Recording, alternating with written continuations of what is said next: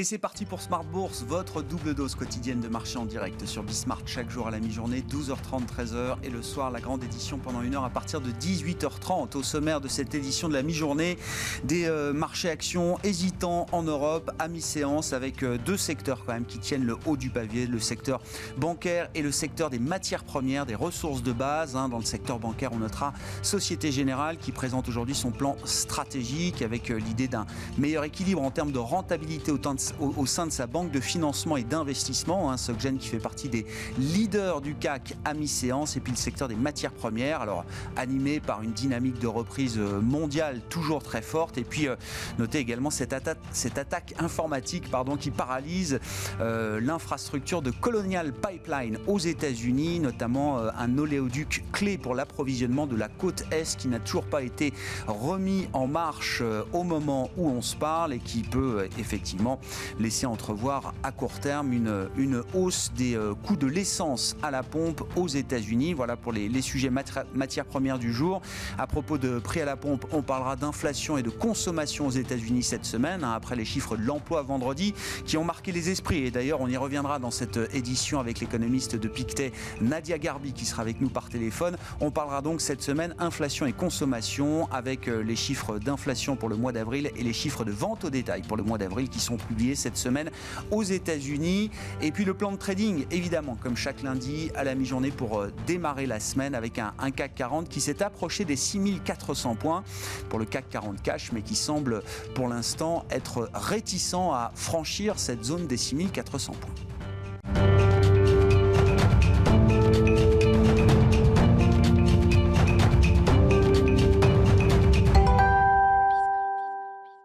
Journée plutôt calme sur le plan de l'agenda macroéconomique et l'agenda des résultats d'entreprise. Les infos clés à mi-séance en Europe, c'est avec Nicolas Pagnès depuis la salle de marché de Bourse Direct. La tendance est en léger recul à la Bourse de Paris à la mi-journée avec un CAC 40 qui, après sa clôture de vendredi juste en dessous des 6400 points, semble attendre un nouveau catalyseur pour passer ce seuil psychologique. Les investisseurs qui ont d'ailleurs toujours en tête les chiffres de l'emploi aux États-Unis qui montrent un nombre de créations d'emplois beaucoup plus réduit que prévu. Les créations d'emplois ressortent en effet à 266 000 dans le pays au mois d'avril contre plus d'1 million attendu par les analystes de Bloomberg. Un ralentissement donc du nombre de créations d'emplois qui a eu cependant comme effet de calmer les craintes inflationnistes aux États-Unis et donc de réduction du soutien de la Fed, alors que plusieurs membres de l'institution doivent justement s'exprimer cette semaine. On note également que l'indice des prix à la consommation au mois d'avril sera publié, lui, mercredi pour les États-Unis, mais également pour la France ou encore pour l'Allemagne. Mais les craintes inflationnistes ne sont jamais très loin pour autant. En témoigne le rendement obligataire à 10 ans qui se tend légèrement depuis ce matin et revient aux alentours des 1,59%. Une inflation qui peut trouver son origine ailleurs, comme par exemple dans une progression du cours des matières premières, comme c'est le cas ce matin, avec des matières premières qui progressent majoritairement. On note que l'indice Stoxx 600 Basic Resources progresse de 2% depuis ce matin. Côté matières premières, toujours le pétrole est suivi de près également, alors qu'une cyberattaque a visé un oléoduc de la compagnie Colonial Pipeline, une attaque qui inquiète alors que l'oléoduc en question achemine pas loin de la moitié du pétrole utilisé sur la côte est des États-Unis. Actuellement à l'arrêt, la date de remise en circulation n'est pas encore prévue.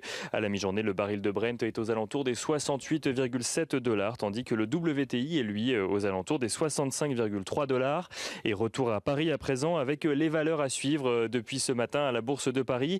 On note tout d'abord que Société Générale dévoile sa nouvelle feuille de route stratégique et annonce vouloir renouer avec une croissance durable et rentable, avec pour objectif de réduire ses coûts, limiter son exposition au marché et investir dans les métiers de financement et de conseil. Société Générale qui annonce viser une rentabilité sur capital normatif de ses activités de banque de financement et d'investissement supérieure à 10% à horizon 2023. On note également que l'allemand Remondis, spécialiste des déchets, a fait part ce matin de son intérêt pour le nouveau Suez et propose de prendre une participation de 20% dans l'entité une fois que les actifs seront cédés par Veolia, une fois que Veolia aura racheté la totalité du groupe. On note également que le nouveau PDG de L'Oréal a annoncé dans une interview à Reuters tabler sur un rebond de ses ventes de maquillage après la sortie progressive de la crise sanitaire et la reprise des interactions sociales. On note dans le secteur aérien que Airbus annonce avoir livré 170 avions sur le premier trimestre, soit 25% de plus qu'il y a un an. Et on note enfin que Solution 30 a fait demande pour la deuxième fois la suspension de sa cotation face aux accusations de fraude comptable du fonds Muddy Waters. Solution 30 qui a vu son cours revenir aux alentours des 10,4 € après avoir enchaîné une semaine de séance dans le rouge. Nicolas Pagnès en fil rouge avec nous tout au long de la journée sur Bismart depuis la salle de marché de Bourse Direct.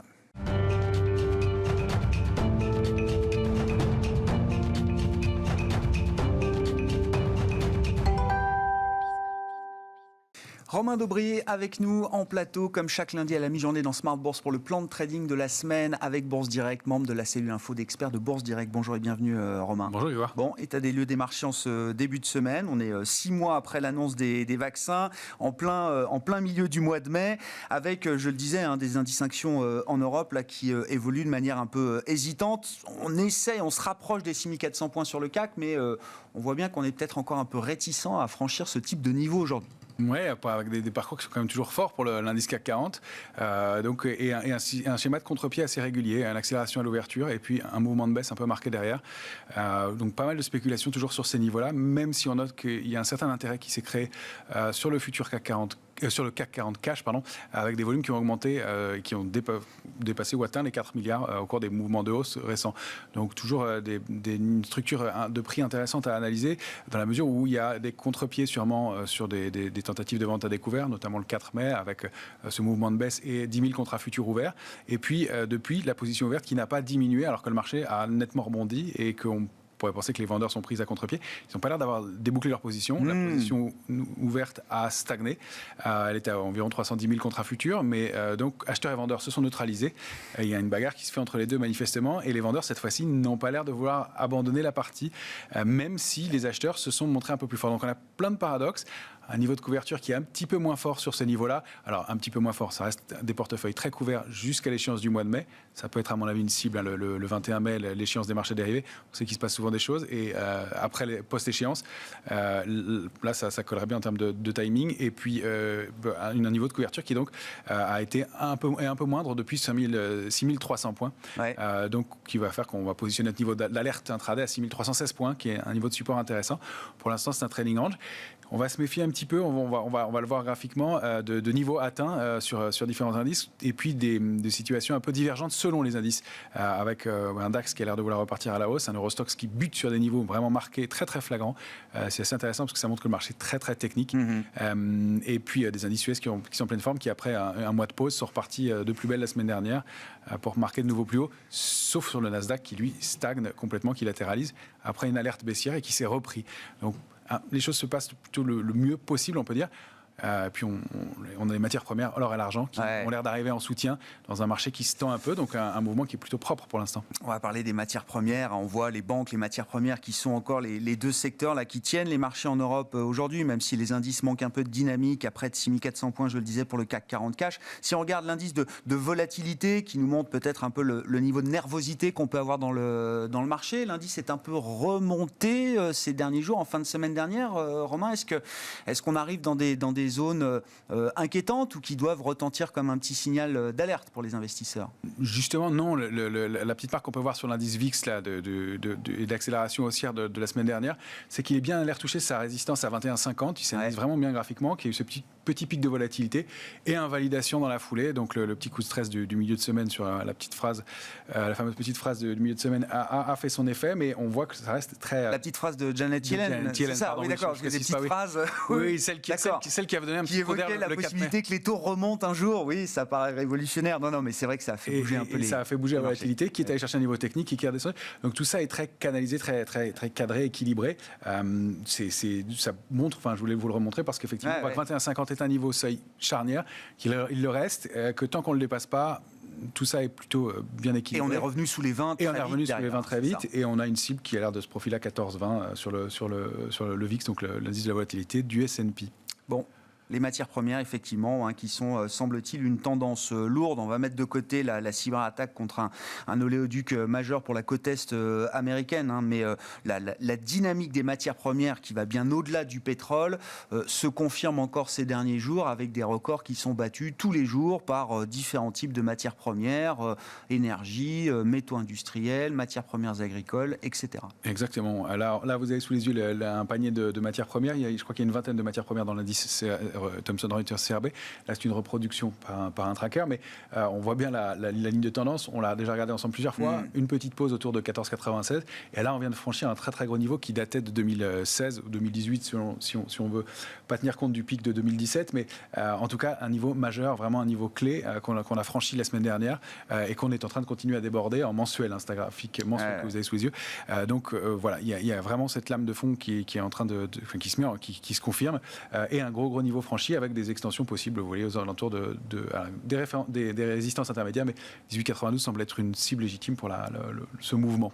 Mais ça nous, je regarde sur ce graphique de long terme, effectivement, on voit les sommets qui avaient été marqués. Alors c'était 2010-2011, c'est ça, Romain, quand on voyait le pétrole à $200. Enfin, c'était les calls de l'époque, c'est ça. C'est ça. Et alors, pétrole très élevé. J'ai zoomé sur ce graphique pour qu'on voit bien la tendance d'aujourd'hui, mais on pourrait dézoomer encore. Et 2007-2008 derrière, on a encore des points plus hauts. Encore plus haut, bien plus haut. La ligne, elle a été vraiment travaillée.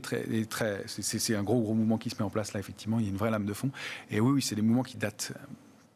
Effectivement. Bon, voilà pour les matières premières. L'euro-dollar aussi, alors qu'il s'est un peu animé, même si on reste peut-être dans un range assez étroit. Il n'y a pas de débordement majeur, mais oui, on se rapproche quand même de 1,22 sur l'euro-dollar. Oui, avec la sortie de ce drapeau qu'on avait détecté, qui s'est confirmé la semaine dernière, donc avec une accélération haussière. On peut noter un petit peu de regain d'intérêt du côté de la position nette spéculative. C'est la troisième semaine que ça s'anime. Ça stagnait et là, ça remonte un peu sur l'euro-dollar. Donc avec ce mouvement, ça peut confirmer, renforcer ce mouvement. Donc on est repassé au-dessus de 1,2096. La première cible, c'est un 22,28. On n'en est pas très loin. Je pense qu'on l'a effleuré ce matin. Ce qui est intéressant, c'est de voir qu'on est manifestement dans un trading range qui est bien identifié par le marché. Si on passe à 22,28, on a à 25,42 et puis j'ai laissé des résistances plus lointaines à 29,71 qui pourraient être des cibles dans les semaines qui viennent. Ça confirme en tout cas cette dynamique haussière et ce gros mouvement haussier mis en place depuis plusieurs semaines, enfin depuis l'été dernier et qui donc est plutôt harmonieux aussi, même si sur le radar c'est toujours assez nerveux. Oui. Il y a pas mal de faux signaux, mais là manifestement une reprise de la dynamique haussière, après une fausse sortie vers le bas.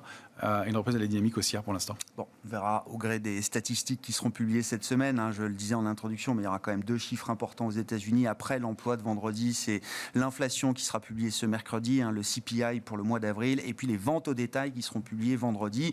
Week-end de l'Ascension, mais les marchés resteront ouverts pour la plupart d'entre eux au cours de ce week-end de l'Ascension. Et vendredi, on aura la publication des ventes au détail américaines pour le mois d'avril. Ce sera à 14h30. Vous nous disiez effectivement des indices alors qui évoluent avec des dynamiques parfois un peu divergentes.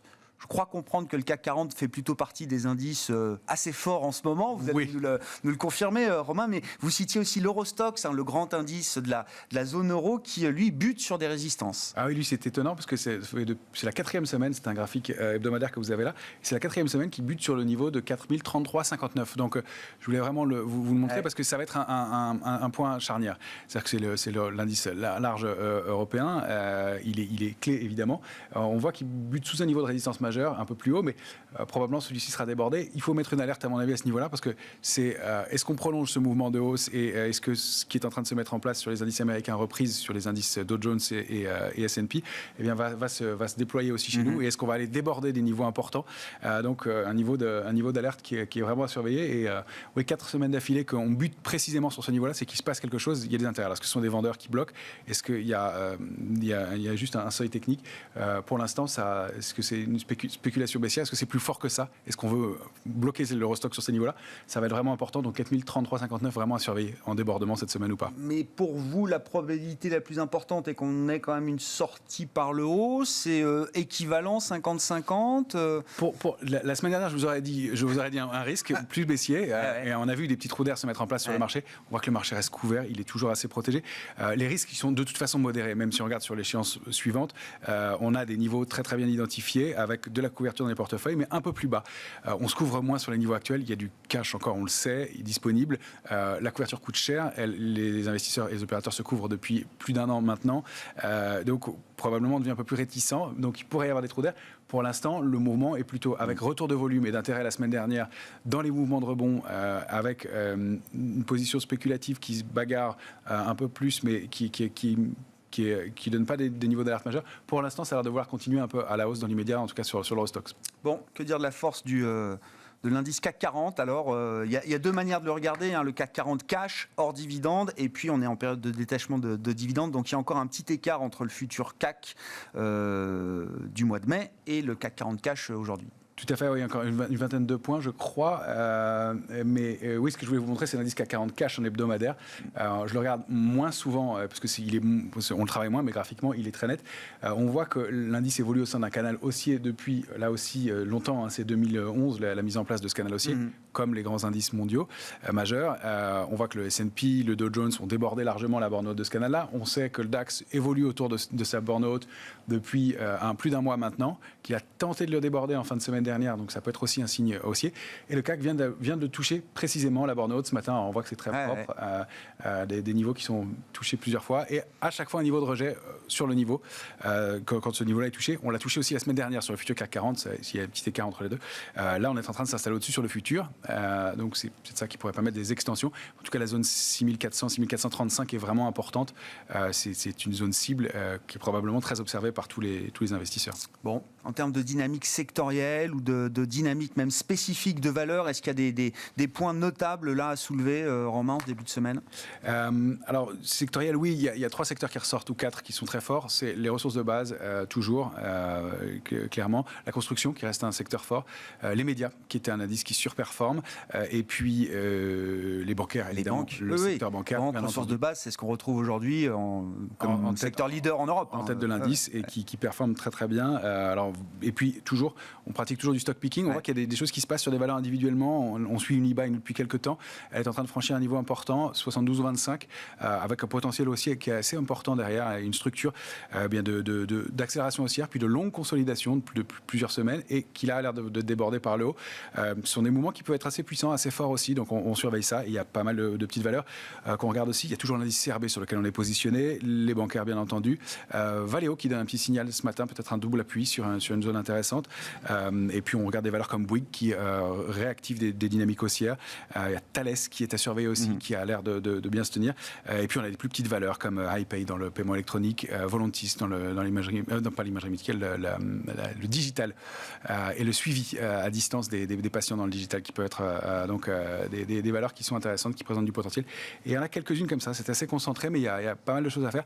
Toujours plus en stock picking qu'à l'intérieur de l'indice même. On voit qu'il y a des grosses disparités parmi les valeurs de l'indice même. Une gestion active, voilà, un marché favorable à la gestion active aujourd'hui. Merci beaucoup Romain. Romain Dobré avec nous chaque lundi et chaque vendredi, notre partenaire Bourse Direct dans Smart Bourse sur Bismart.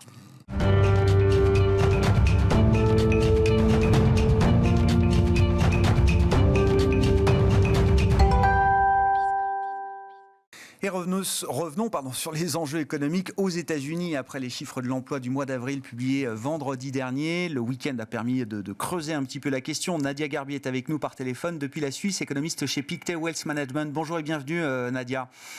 Effectivement, on a eu une déviation énorme des chiffres de l'emploi par rapport notamment aux attentes du consensus des économistes. Un consensus qui est difficile en ce moment, dans cette phase de reprise très atypique. Et les chiffres de l'emploi de vendredi sont là pour nous le rappeler. Ils sont positifs au global, 266 000 créations d'emplois pour le mois d'avril. Mais les économistes attendaient en moyenne un chiffre beaucoup plus fort de l'ordre de 1 million. Après le week-end et après réflexion, Nadia, effectivement, quels sont les éléments qui vous intéressent dans ce rapport et qui permettent peut-être d'expliquer cet écart énorme avec les attentes des économistes? Oui, alors ce rapport n'indique pas que l'économie américaine ralentit, comme vous le disiez au début. Tous les indicateurs macroéconomiques restent forts et c'est la raison pour laquelle le marché anticipait plutôt une création d'emplois de 1 million plutôt que les 266 000 qu'on a vus au mois d'avril. Maintenant, sur les causes de la faiblesse de ce rapport, on peut citer plusieurs causes. Il y a tout d'abord des problèmes d'approvisionnement de certaines composantes, comme par exemple les semi-conducteurs qui pèsent sur certains secteurs, notamment le secteur auto. Il y a également les problèmes de garde d'enfants qui ont été cités par Yellen. Troisièmement, malgré les progrès sur le front de la vaccination, le risque d'infection reste élevé et la peur du Covid a peut-être poussé certaines personnes à rester à la maison plutôt que de retourner au travail. Et enfin, je dirais, celle qui cristallise vraiment toute l'attention, c'est l'effet des aides étatiques sur la motivation des travailleurs. Qui est quoi, avant tout, Nadia, un sujet très politique, parce que finalement, c'est l'explication que vous citez en dernier. Est-ce qu'elle a une valeur quand même statistique? L'idée que les allocations chômage, peut-être pour la moitié des gens qui touchent ces allocations aujourd'hui, sont tellement généreuses qu'elles n'inciteraient pas à revenir dans l'emploi. Hein. Je crois que grosso modo, il y a la moitié des gens qui touchent ces allocations aujourd'hui qui sont mieux indemnisés que quand ils travaillaient à l'époque, parfois pour moins de $15 de l'heure. Est-ce que c'est une situation effectivement qui explique en partie, en grande partie peut-être, ce rapport de l'emploi américain, Nadia? Oui, alors cela peut expliquer en partie, je dirais peut-être pas en grande partie, mais en tout cas en partie le fait que certains travailleurs soient plutôt motivés à rester à la maison plutôt qu'à retourner au travail. Ce qu'ont montré en tout cas les enquêtes, c'est qu'il y a, et le rapport d'avril, c'est qu'il y a vraiment un mismatch massif entre les travailleurs et les entreprises. Et on voit que les entreprises vraiment ont un besoin de manœuvre, mais que de l'autre côté, elles peinent à trouver des travailleurs qui sont justement motivés à revenir sur le marché du travail. Il ne faut pas oublier que ce qui vraiment fait débat, c'est le fait que ces aides soient maintenues alors que l'économie réouvre. Donc ces aides sont maintenues jusqu'en septembre alors que Biden prévoit un objectif de réouverture complète le 4 juillet. Est-ce que, alors, si on prend le sujet avec le prisme de l'inflation, Nadia, justement, est-ce que ça renforce l'idée d'une inflation peut-être moins transitoire que prévu? Si les entreprises qui ont des intentions d'embauche élevées ont du mal, effectivement, à rencontrer l'offre des travailleurs, est-ce qu'il va falloir que les salaires soient plus attirants, plus généreux? Est-ce que là, on rentre dans une séquence inflationniste différente? C'est une bonne question et je pense vraiment que si les entreprises continuent à avoir de la peine à embaucher, elles réajusteront leur salaire. Maintenant, je pense vraiment que l'effet de ces aides, l'effet désincitatif potentiel de ces aides devrait s'estomper progressivement et on devrait avoir une création d'emplois plus importante dans les mois à venir. Donc c'est vraiment plutôt un effet transitoire, je dirais. Bon, ça renforce l'idée en tout cas, ça maintient l'idée d'un effet transitoire de l'inflation. Quelles conséquences pour la Réserve fédérale américaine et pour la politique monétaire, sachant que la prochaine réunion du FOMC est prévue le 10 juin, je crois, ou peut-être un peu plus tard. En tout cas, c'est courant juin. J'ai plus la date précise en tête, Nadia, mais on sait que ce sera une réunion importante avec de nouvelles projections économiques. Ce ratage sur l'emploi, qui sera peut-être corrigé le mois dernier, on verra évidemment, mais comment est-ce que ça oriente la réflexion de la Fed, selon vous? Non, donc à court terme, en tout cas, ces chiffres devraient conforter la Réserve fédérale sur sa politique monétaire actuelle. Et on voit que le retour au plein emploi prendra du temps. Donc la Fed vraiment va continuer à être un peu data dependent et regarder les données attentivement et attendra en tout cas de voir l'inflation, mais aussi le plein emploi avant une hausse de taux. Maintenant, il y a tout de même des chiffres qui pourraient augmenter de nouveau la pression sur la Réserve fédérale et conduire cette dernière à envoyer des signaux de réduction de rythme d'achat d'actifs. Alors plutôt en deuxième partie d'année, la réunion de juin paraît un peu prématurée pour commencer à parler d'une réduction potentielle du rythme d'achat d'actifs. Bon. La réunion qui aura lieu les 15 et 16 juin, effectivement. Le 10 juin, ce sera la réunion de la Banque Centrale Européenne. Maintenant qu'on a commenté ces chiffres d'emploi, Nadia, je le disais aussi en introduction, on aura donc le chiffre d'inflation du mois d'avril. Est-ce que déjà ce sera un gros chiffre ou est-ce que les gros chiffres, les plus gros, sont encore à venir au-delà du mois d'avril, Nadia, hein? Et puis la consommation américaine, là aussi, hein, qui sera toujours jugée sur le mois avec les ventes au détail qui seront publiées ce vendredi. Que dire de ces deux statistiques qu'on attend cette semaine, Nadia?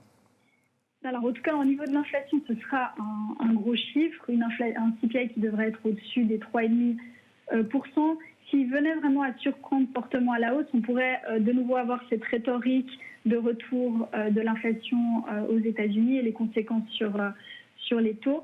Sur les ventes de détail, là aussi, on devrait avoir un chiffre relativement fort avec les réouvertures progressives, même si la consommation devrait plutôt augmenter ou quand l'économie ouvre complètement. Donc on devrait avoir une accélération de la consommation, mais plutôt vers les mois d'avril-juin. Bon. Une séquence qui devient intéressante, effectivement, pour la consommation américaine. Les chiffres d'inflation également qui seront suivis de près. Donc, je le rappelle, l'inflation sera publiée ce mercredi à 14h30 et vendredi 14h30 pour les ventes au détail du mois d'avril. Merci beaucoup, Nadia. Merci d'avoir été avec nous par téléphone pour commenter ces statistiques américaines qui ont marqué les esprits. Je le rappelle, après l'échec du rapport sur l'emploi vendredi, l'échec dans le sens où les attentes des économistes ont été largement déçues, mais le chiffre reste un chiffre positif qui reflète sans doute des questions conjoncturelles et peut-être des changements structurels également dans la dynamique d'emploi et dans la structure du marché du travail aux États-Unis. C'est un sujet fondamental pour la suite. Nadia Garbi qui est avec nous par téléphone, donc économiste chez Pictet Wealth Management à Genève. Voilà pour Smart Bourse, l'édition de la mi-journée qui se termine et on se retrouve ce soir bien sûr en direct pendant 1 heure à partir de 18h30 sur Bismart.